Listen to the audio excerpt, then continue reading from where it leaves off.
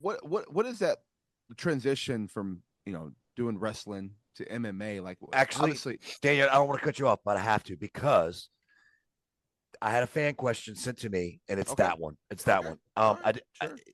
And if it's not quite with the way you wanted to ask it, we can clean it up. But Yeah, yeah, they, sure. they asked me to ask you what are the biggest differences in calling an MMA match, which is supposedly real, versus a wrestling scripted show?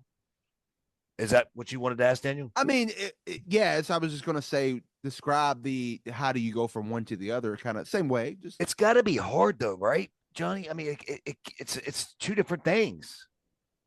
I mean, I would still say calling high level professional wrestling is still the most difficult thing in a way because you have multiple storylines that you're essentially trying to get over in a match for the most part. You also have some traffic you may have to deal with, whether it be, an ad read here, an ad read there, making sure that you're asking the appropriate question to whoever, the color commentator is.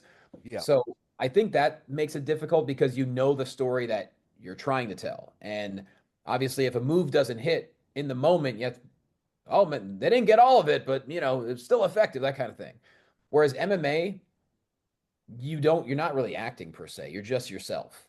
And so during the fight, you're going to have some, over the course of 3 rounds, 5-minute rounds, you're going to have some points where you don't need to speak sometimes 15, 20 seconds, 25 seconds. Could you imagine a WWE match having no commentary for 25 seconds? oh Mm, no. Unless it's a moment where, a stare right. off and everyone's going crazy. So with MMA, it's really about just pacing yourself. Like even if you watch UFC, because I study commentary, and John Anik to me he's incredible. He's the best to ever do it. When he's got Daniel Cormier next to him and Michael Bisping or Joe Rogan, there's moments where you don't even hear Anik for at least a minute, 2 minutes, because they're just taking it away or like, so he knows when to kind of jump in. So with Right. MMA, there's a realism to it, to where you don't have to be up here at all times. With WWE or pro wrestling as a whole, it's kind of more up here a little bit, but you still need to make sure you have levels. You can't be at 9 from the beginning of a match because then where the hell are you going to go? So it is Right. a kind of about having inflection. And working during the pandemic era really taught me that because we were in an empty performance center calling matches, and that really reminded me like, oh, I have to talk at room volume Mm. because there's nobody here, you know. Right. So that's the That's main difference, really, I think.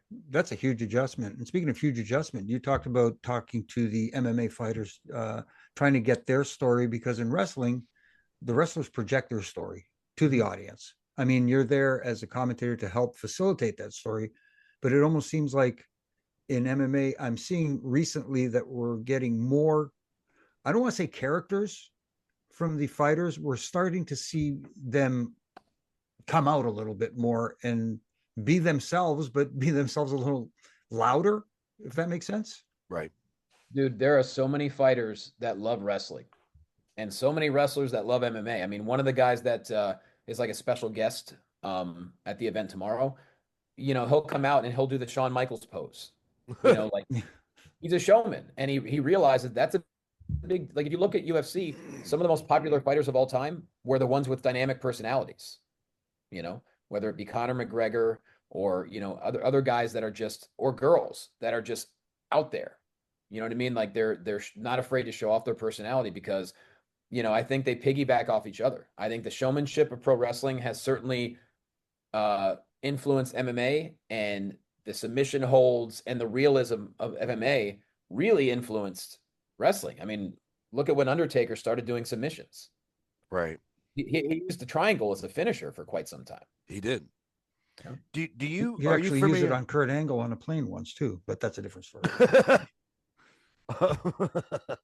So Johnny, are you familiar with Colby Covington? Yes. All right. So I have to tell you this quick story. And this show is about you, but it's just funny how this thing worked. So this was when the group of guys that worked under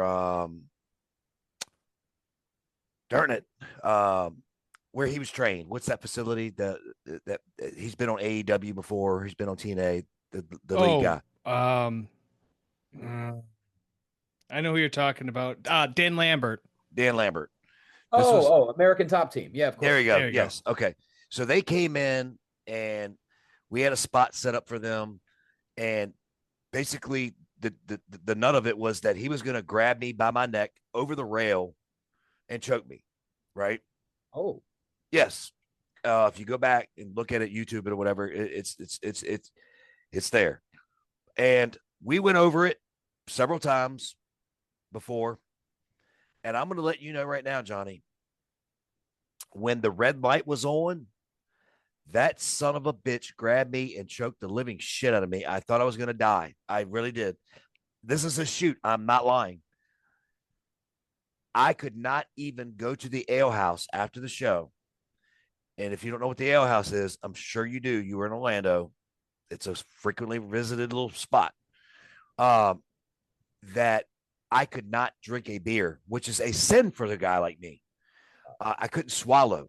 He had done something to my Adam's apple or something. I don't know. Get you in the rear naked, I'm assuming. No, it was over the top with the head down kind of thing. Wow. He didn't mean to. I know he didn't. I know the lights were on. It was insane. And I can tell you right now that told me, just like that kid that got into that Royal Rumble, that was the little social media dude that got speared by Braun. I show speed. Yeah. I'm glad you know him.